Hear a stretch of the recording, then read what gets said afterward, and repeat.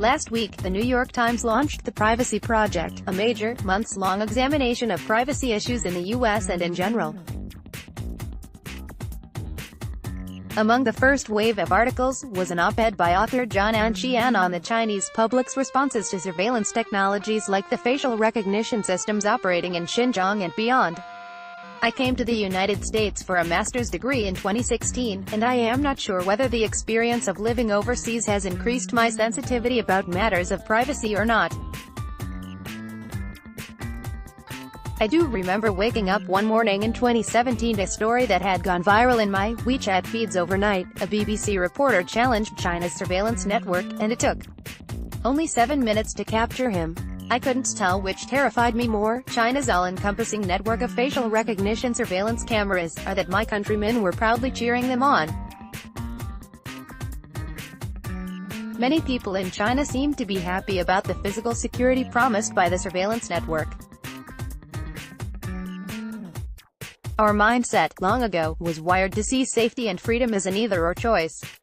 I remember a conversation I had during my first year in the United States, when I was visiting Chicago. A Chinese student told me he dared not walk alone in the city after 5 p.m. When I told him I'd recently taken a trip to a nearby 7-Eleven at 10 p.m. by myself to get a beer, he was shocked. Why, I asked him. It's a safe neighborhood. Still pale, he said, you only got lucky. The other reason that my people seem not to worry about the violation of their privacy is that they believe they are law-abiding citizens. Only criminals need to be afraid, they say. But I've heard other stories. In 2018, Wang Qian, a young single mother from Xinjiang province, hanged herself after she lost her savings on a peer-to-peer lending platform called PPMIO.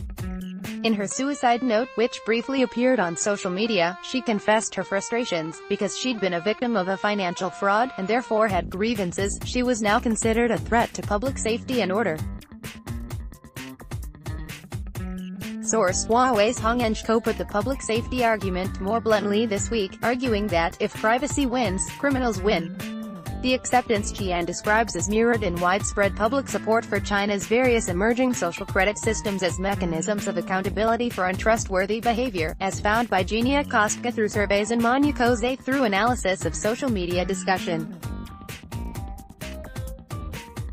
Social credit scholar Shahzada Ahmed also touched on the issue in the recent examination of the ecosystem at Logic magazine, noting that, although a few Chinese consumer protection organizations have become attuned to the ways that tech firms' use of customer data can lead to privacy abuses, they have not taken up the issue of blacklists because the practice is treated as socially acceptable in China.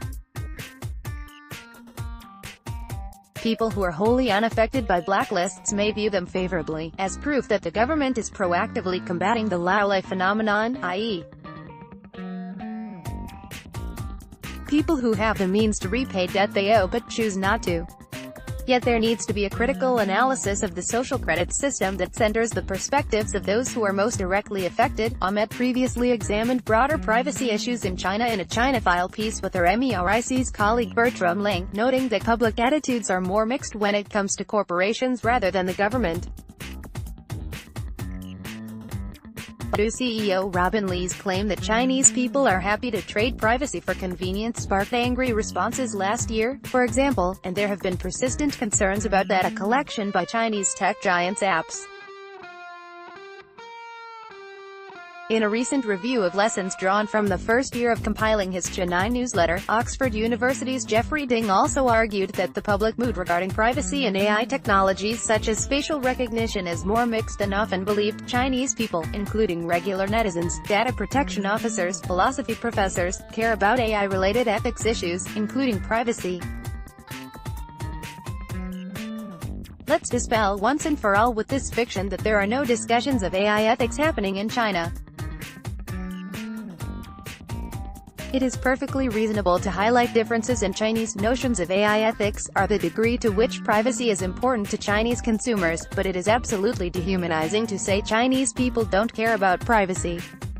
Chinese tech giants fight over user privacy violations, as evidenced by Tencent asking the Ministry of Industry and Information Technology to intervene in a dispute between Tencent and Huawei on alleged user privacy infringements of the Honor Magic Phone. After a year-long investigation, China's Shandong province brought a major case in July of 2018 on infringements of personal information against 57 individuals and 11 big data companies, which revealed a debate over how to interpret a new national personal information protection specification. The Nandu Personal Information Protection Research Center has assessed 1550 websites and apps for the transparency of their privacy policies. Finally, Chinese thinkers are engaged on broader issues of AI ethics, including the risks of human-level machine intelligence and beyond. Zhao Tingyang, an influential philosopher at the Chinese Academy of Social Sciences, has written a long essay on near-term and long-term AI safety issues, including the prospect of superintelligence. Professor Jihua Zhou, who leads an impressive lab at Nanjing University, argued in an article for the China Computer Federation that even if strong AI is possible, it is something that AI researchers should stay away from. Source: recent reports on a more mundane system monitoring street cleaners in one Nanjing district demonstrated public unease with surveillance of ordinary citizens, rather than criminal suspects. From Masha Borik at Abacus, "We're on this road working, and it positions us. You're here 20 minutes without moving, and it knows it." This is how a street cleaner in one Chinese city introduced a new piece of surveillance equipment that the local sanitation company slapped on her wrist to track her work. The smartwatch doesn't just track her position. Staying 20 minutes in one place sounds an alarm. Add oil, the watch chants, using a popular Chinese phrase of encouragement. If workers fail to move after the alarm goes off, the team leaders can look up their GPS location on the screen and go out to find them, one worker said. Opening square bracket ... closing square bracket. In 2018, Amazon filed 2 patents for a wristband that tracks warehouse employees and monitors performance. While Amazon has described it as time-saving, those acquainted with the work conditions in its warehouses may see it as dystopian. Judging from the online backlash to Nanjing's new smartwatch initiative, many in China share a similar sentiment. The reactions have been overwhelmingly negative, with one Weibo commentator calling the smartwatches the shackles of the working people. You can monitor suspects, addicts, or production, but why monitor hardworking sanitation staff? Another Weibo commentator asked. Source: SupChina's Jianan Qian collected several more examples of negative reactions. At What's on Weibo, Gabby Verberg wrote that the watch's alarms had been deactivated in response to online criticism. On Weibo, the hashtag #smartwatch automatically yells "Jayo." Most commenters on this issue argued that the implementation of the smartwatch is immoral, and that the Nanjing workers are treated as criminals. Many others also pointed out that the workers, often senior citizens, should be able to rest for more than 20 minutes. In light of the new policy, many people on social media also refer to the infamous fictional character Joe Bapa. In the novel The Killing Wind, this landlord Joe would stick his head into the henhouse stirring up the roosters to wake his laborers up earlier, so they would start working. Some netizens came with an alternative solution, suggesting that the leaders of the company should wear the smartwatches themselves instead. Source: sanitation workers' wages are low, working hours are long and arduous. Very often, the only people willing to take these jobs are poorly educated elderly workers who cannot find employment elsewhere, and they lack proper pensions and insurance. Read more: https://t.co/btkf7ganos pic.twitter.com/advanize6hhclb @China Labor, April 17, 2019. Let's block ads.